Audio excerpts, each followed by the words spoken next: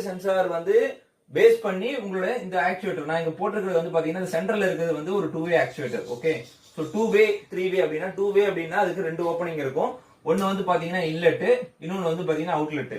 3-வே அப்படின்னா அதுக்கு 3 ஓப்பனிங் இருக்கும். 1 இன்லெட் 2 அவுட்லெட். ஸோ அந்த மாதிரி. ஸோ இங்க பாத்தீங்க அப்படின்னா ஒரு சிம்பிள் பிளாக் டயராம், AH உடைய பிளாக் டயராம்.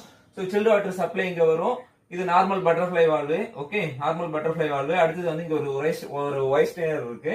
அதுக்கப்புறம் வந்து உங்களுக்கு இந்த இடம் வந்து ப்ரீ ஃபில்டர், இது காயில், இது ப்ளோயர். ஸோ ஃபார் ஃப்ரண்ட் சைட்ல இருந்து பாத்தீங்கன்னா இப்படிதான் இருக்கும் உங்களுக்கு. ஸோ அதனால தான் இப்படி போட்டிருக்கேன். ஸோ வாட்டர் இங்க வந்துட்டு திருப்பி வந்து பட்டர்ஃபிளை வால்வ், ஆக்சுவேட்டர் திருப்பி இப்படி போயிட்டு உங்களுக்கு இப்படி ரிட்டர்ன் வழியா இப்படி வந்து பிரைமரி பம்ப்ல இருந்து சில்லர்ல இருந்து செகண்டரி பம்ப், திருப்பி செகண்டரி பம்ப்ல இருந்து சப்ளை.